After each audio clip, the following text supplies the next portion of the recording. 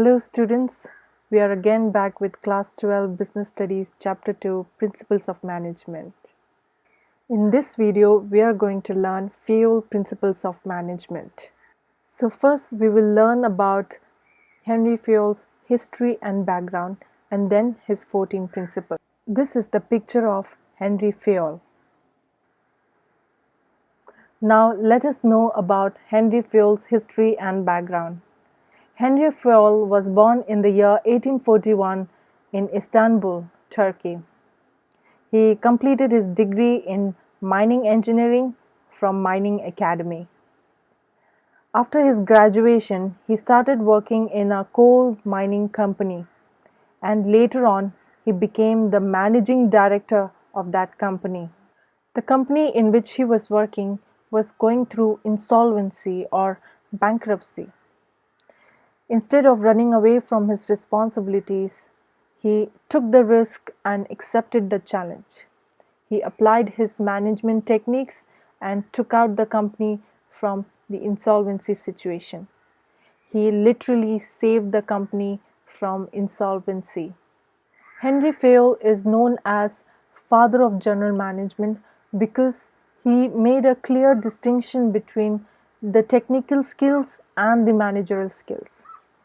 He also identified the 4 functions of management, that is, planning, organizing, directing, and controlling. He also developed the 14 principles of management, which act as a guidelines for managerial activities. Like I have said that Henry Fayol has given 14 principles of management. In order to remember those 14 points easily, I have a mnemonic for you. That is, O Dad uses cruise. Now let's see what each word stands for. O stands for order. D stands for division of work. A stands for authority and responsibility. D stands for discipline. U stands for unity of command. S stands for subordination of individual interest to general interest. E stands for equity. S stands for scalar chain.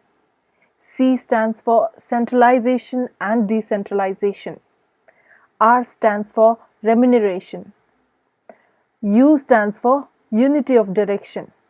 I stands for initiative. S stands for stability of personnel. E stands for esprit de corps. Now let's understand each principle in detail. First one, we have division of work.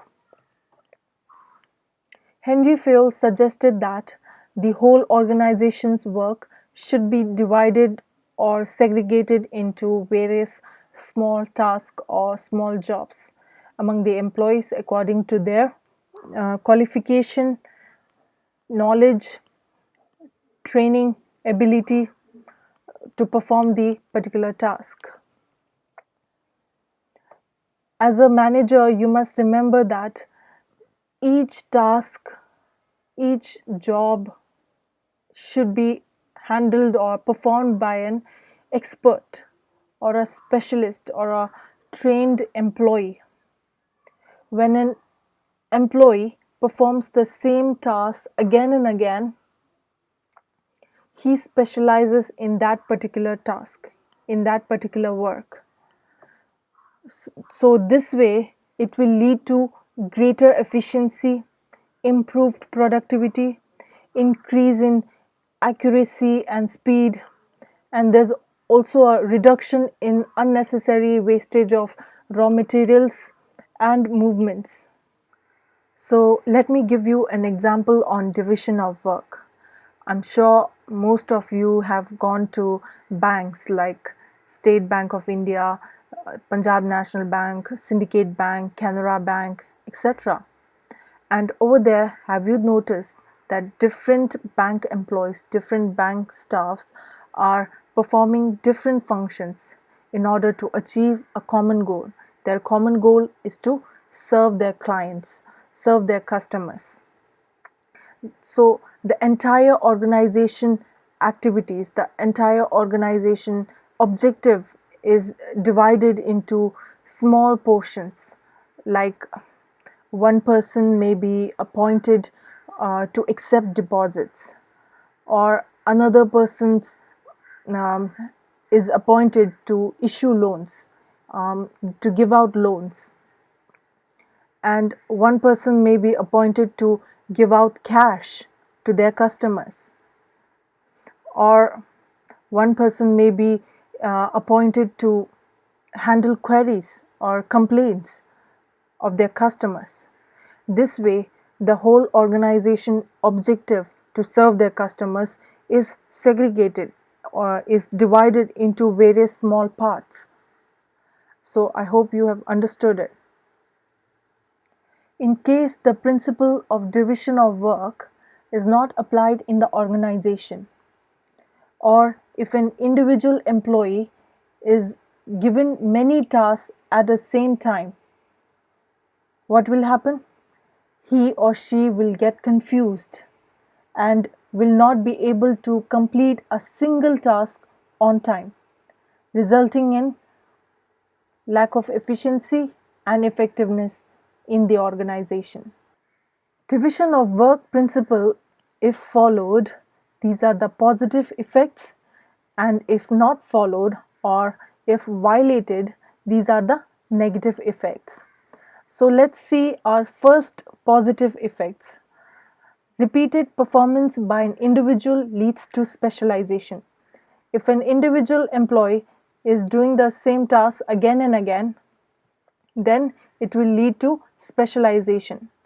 And if this principle is not followed in the organization, it will lead to lack of specialization. Our second positive effect is there will be less wastage of resources. And if this principle is not followed, there will be more wastage of resources. Our third positive effect is efficiency and effectiveness of work will be improved in the organization. Our next principle given by Henry Fayol is authority and responsibility. What do you mean by authority and responsibility? Authority means a right or a power to give orders or make a decision, whereas responsibility means a duty or obligation to complete the task on time. For example, if I'm your class teacher, I have the authority to give you home assignments, whereas you have the responsibility to complete those assignments on time. According to Henry Fayol, he suggests that there should be a parity between authority and responsibility. There should be a balance between authority and responsibility. Authority without responsibility is meaningless, whereas responsibility without authority is useless. Giving someone authority and not fixing responsibility may result in misuse of power, whereas responsibility without inadequate authority may result in failure of achievement of goals. For example, if an employee was given the responsibility to produce 1,000 units of t-shirts in a week time, but not given proper authority, adequate authority to purchase raw materials.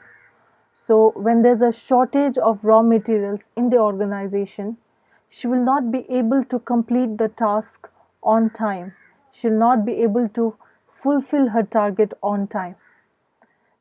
And the worker cannot be blamed for it. She cannot be blamed for the non-completion of work, because she was given only the responsibility, not the matching authority to carry forward the work.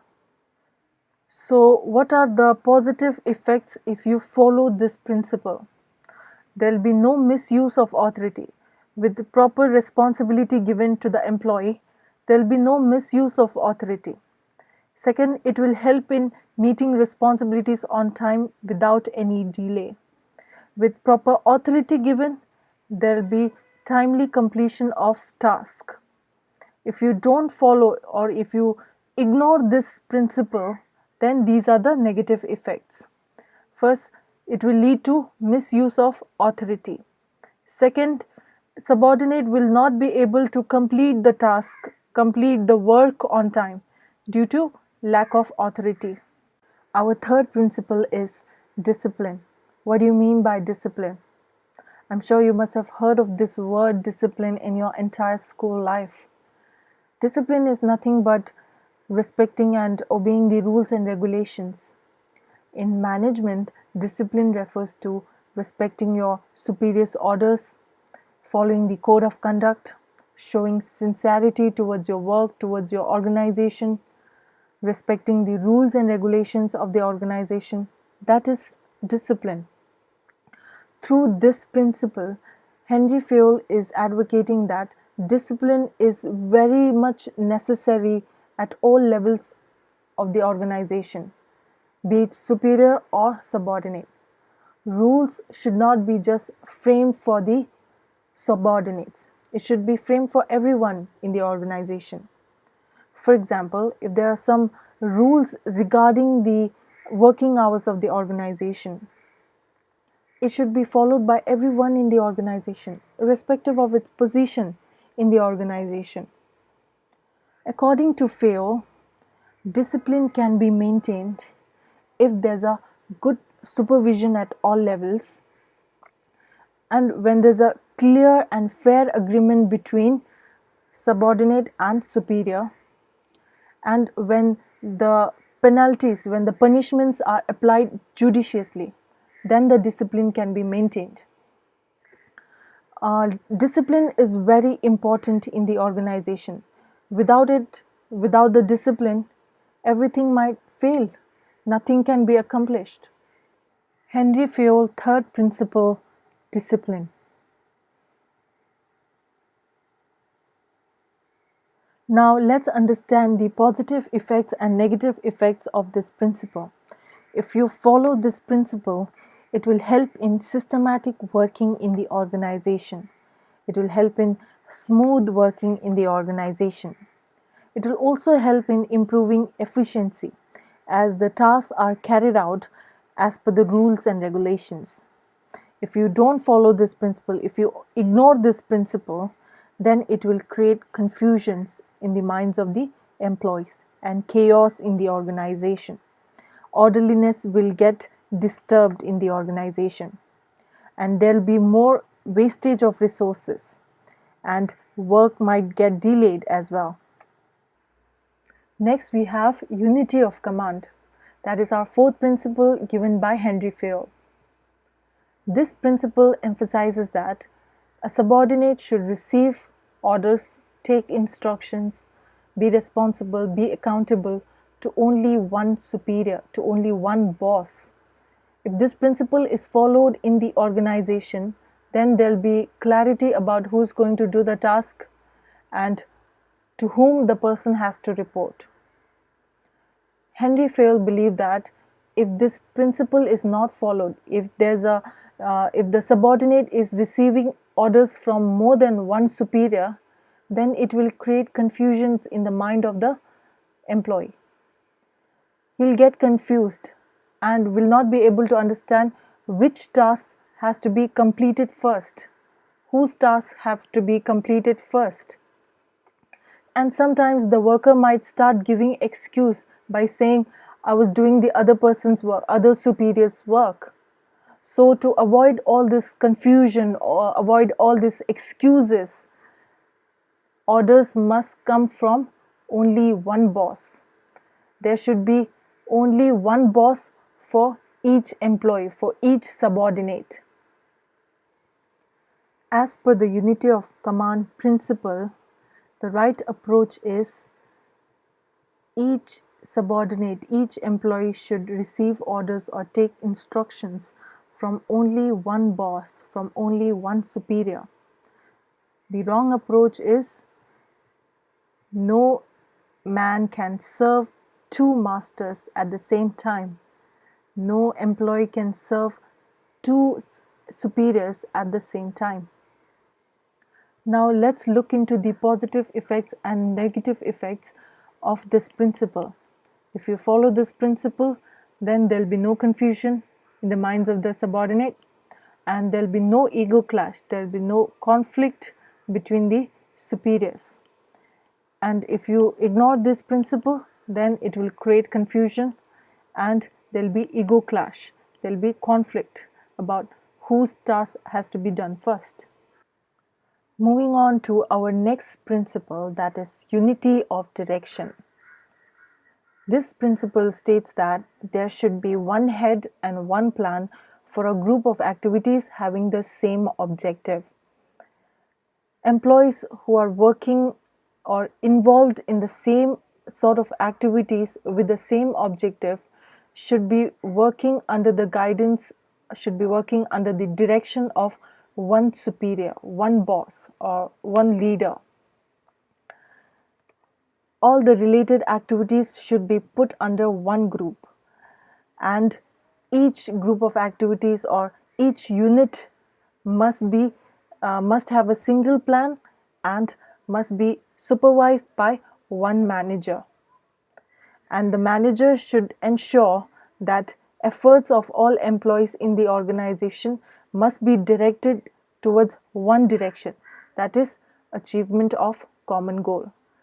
This will ensure, this principle, if followed, will ensure better coordination in resources, in activities, in efforts in the organization. And it will also eliminate the duplication of efforts and wastage of resources. For example, Apple company is manufacturing electronic products like phones, computers, electronic watches. So as per this principle, unity of direction, each product must have its own separate department or division, and each division, each department must follow a single plan, and it should be directed by a single manager, by one manager only. So what are the advantages if you follow this unity of direction principle? If one plan and one head is followed in the organization, it will help in achieving organizational goals, and efforts of all the employees will get united and move towards one direction. If you don't follow this principle, if you violate this principle, what are the consequences? What are the negative effects? First is lack of coordination, and there'll be wastage of efforts and resources when everyone starts working in a different direction. And there'll be difficulty in achieving organizational goals as well. Our sixth principle is subordination of individual interest to general interest. According to Fayol, interest of the organization should always take priority over individual interest. It states that in all the circumstances, general interest, that is achieving organizational objective, is superior to individual interest, that is achieving personal objectives. Interest of the organization must come before the interest of the individual employee. Each and every person working in the organization have certain expectations, have certain objectives that they want to fulfill. And if those objectives, those personal objectives and organizational objectives are moving in the same direction, then it's good. But if both the objectives are moving in different directions or opposite directions, then the manager have to reconcile between both the interest. And if it's still not possible for reconciliation, then the personal interest will have to be sacrificed. If there's a conflict between individual interest and general interest must always be considered first, must always take priority over individual interest. Now let's understand the advantages if you follow this principle.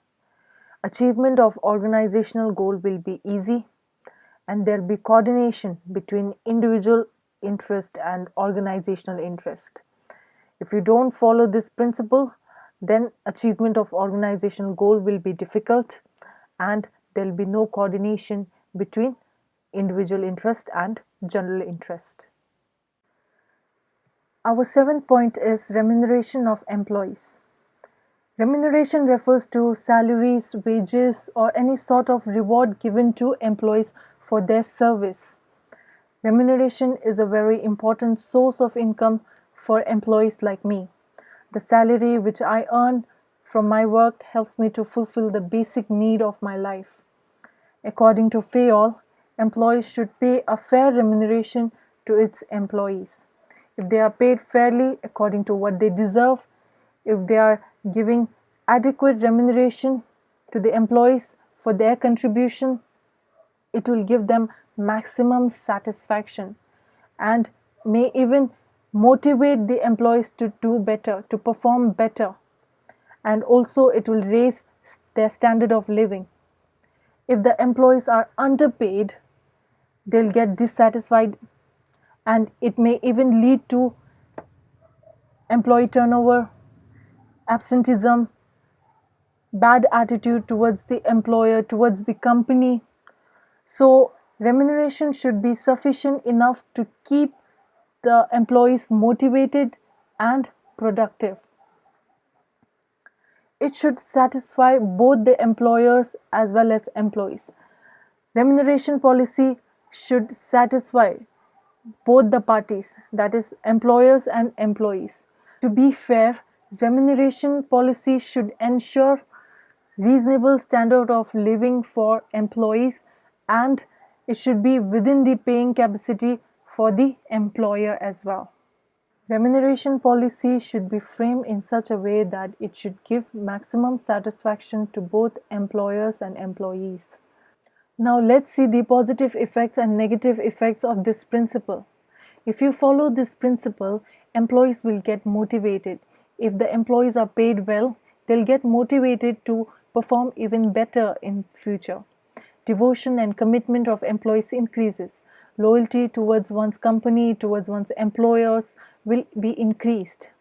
Then there are certain negative effects if you violate this principle, like increase in turnover of employees, dissatisfaction and demotivation of employees. Employees will start leaving the company if they are not being paid well, if they are not recognized. Our next principle is centralization and decentralization. Centralization refers to the concentration of authority at the top level management. Decision-making authority, decision-making power and control is in the hands of top level management, that is called centralization. Whereas the authority is distributed among all the levels of management, it is called decentralization. This is the picture to make you understand the concept better. As you can see, the difference between centralization and decentralization. In centralization, the authority is with one person, whereas in decentralization, the authority is dispersed among each individual. FAOL suggested that the company should not be fully centralized or fully decentralized.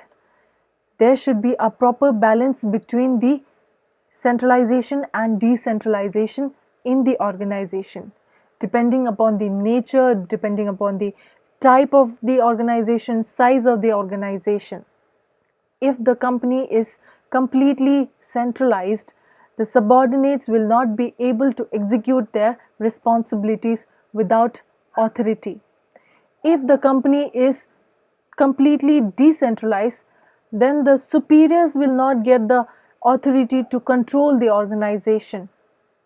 So, the company should try to reach a balance between centralized and decentralized. There should be a combination of centralized and decentralized.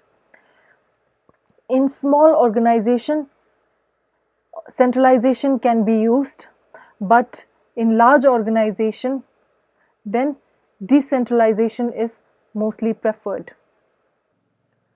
There are certain disadvantages if you don't follow this principle and certain advantages if you follow this principle. Benefits of centralization as well as decentralization. Fast decisions at operational level and strict control by top level. If you adopt this principle in the organization, you get both the benefits, of centralization as well as decentralization. Like there'll be no misuse of authority, decisions can be made quickly, and there'll be no delay in work as well.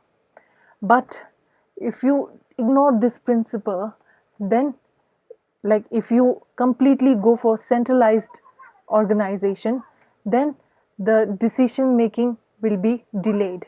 And if you completely go for decentralization method, then there'll be misuse of authority. Our ninth principle is scalar chain.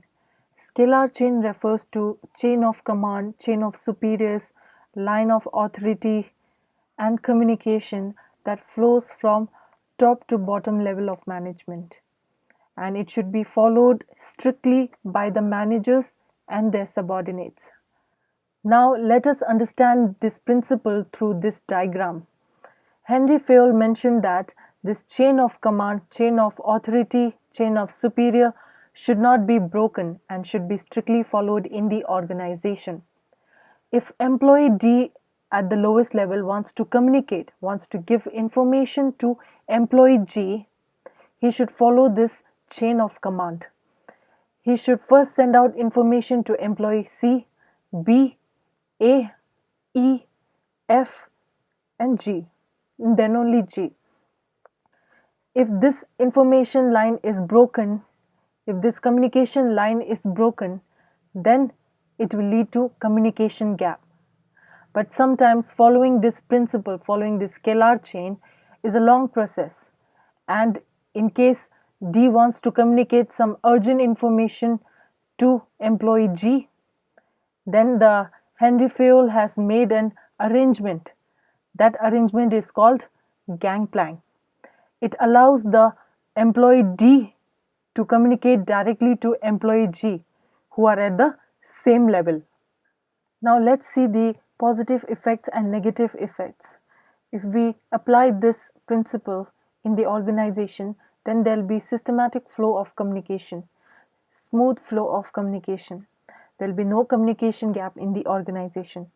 If we don't apply this principle in the organization, then there may be communication gap or miscommunication sometimes. There will be no clarity in authority and responsibility relationship, difficulty in establishing authority and responsibility relationship if this chain is broken. Next, we have principle of order. Most of the students misunderstand the meaning of order here. No, it does not mean giving instruction or giving command.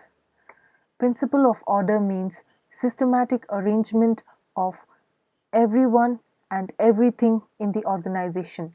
There should be a specific place for men and material in the organization. According to Fayol, there should be a fixed place for storing material in the organization, that is material order, and there should be a fixed place or fixed cabin for each and everyone working in the organization, that is social order. If we follow this principle of order in the organization, time and effort spent in searching for people and material in the organization will be saved. Principle of order states that people and material should be in suitable places for maximum efficiency and productivity. According to Fayol, right person should be placed at the right job and right thing should be placed at the right place. Next, we'll see the positive effects and negative effects. If there's a fixed place for material and men in the organization, time and energy will be saved.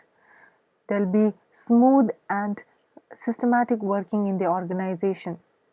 If there's no specific place for material and men in the organization, if we can't find the right person and right material at the right time, then time and efforts will go waste and it will create a hindrance in smooth working of the organization.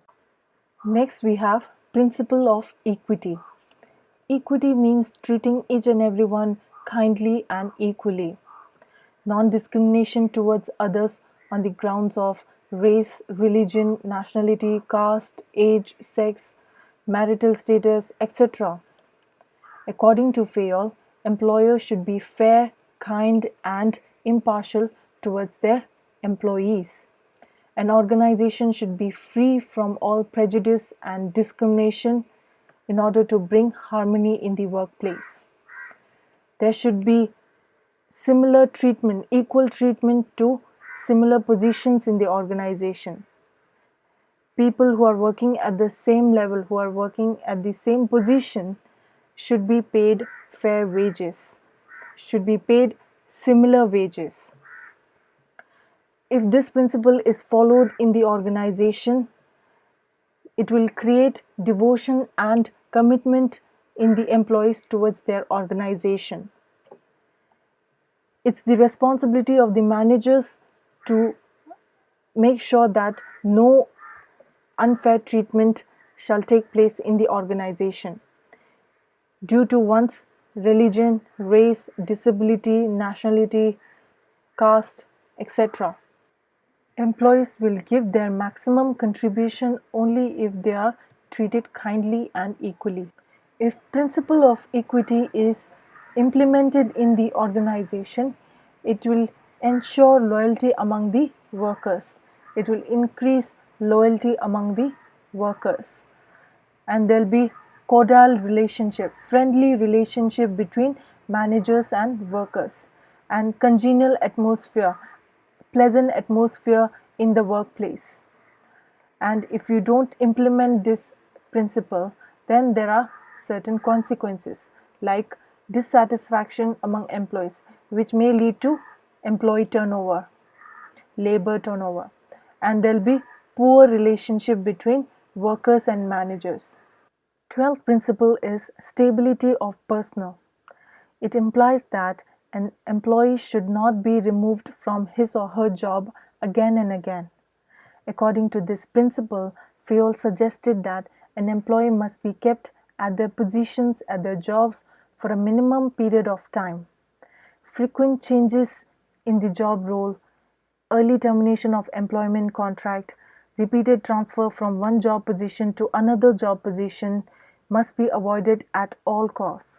Organization must ensure there must be stability in the job. He or she should be given enough time to settle in the organization in order to showcase their best abilities, produce effective results, understand the job role, understand the organizational goals, and become efficient. Management must provide them the feeling of security and belongingness. Feeling secure towards one's job will motivate the employees to do better in the future, and it will also reduce employees' turnover rate. Instability of personnel is not even a good scenario for employers as well, because the time, money, energy spent on recruiting and selecting and training these employees will go waste. Managers must appoint right person and should be kept at right position for a minimum fixed tenure. Positive effects and negative effects of stability of personnel. If we apply this principle in the organization, it will encourage job security in the organization. Employees will feel they will not lose their job anytime soon. Increase motivation of employees. It will motivate the employees to perform better. Reduction in labor turnover, employee turnover, and expenses, cost on recruitment, selection, and training of employees. If we don't follow this principle, these are the negative effects. Increase in labor turnover, employee turnover. Increase in job insecurity. Employees may leave the jobs frequently. Increase in cost of recruitment, selection, and training of employees. 13th principle is initiative. Initiative means taking the first step without being asked by anyone to do so. According to Fayol, employees at all levels should be given opportunity and freedom to take initiative and come up with new ideas or suggestions. Employers should encourage or motivate the employees to put forward their valuable ideas or suggestions. Asking employees for their valuable suggestions or ideas on important projects will boost the morale of employees. It will also develop trust and understanding and will give immense satisfaction to the employees. After all, happy employees make successful business. An employee must feel that their ideas, opinions, suggestions are valued in the organization. Now, positive effects and negative effects of principle of initiative. If this principle is applied in the organization, implemented in the organization, it will develop feelings of belongingness in employees. When employees' suggestions are taken, employees will feel important part of the organization.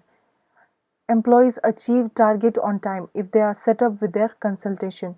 Targets can be met easily on time as well if they are consulted with the employees. Negative impacts are frustration, dissatisfaction, and demotivation among employees. Esprit de corps is our last principle given by Henry Fayol. It is a French word meaning team spirit or teamwork. Fayol insisted that teamwork should be encouraged or motivated in the organization, which will bring harmony and unity among the members of the organization. It is the responsibility of managers to make employees feel that they are a significant part of the organization. For this, managers have to always use "we did it" instead of "I did it." Group of people's effort will always be better than one individual's effort. Positive and negative effects of principle of esprit de corps. If this principle is followed in the organization, it will help in developing feeling of trust, mutual understanding, belongingness among the employees. Easy achievement of goals. Targets will be met easily. Negative effects if you violate this principle. Failure in achievement of goals. Difficulty in achieving the goals. Lack of coordination in the organization.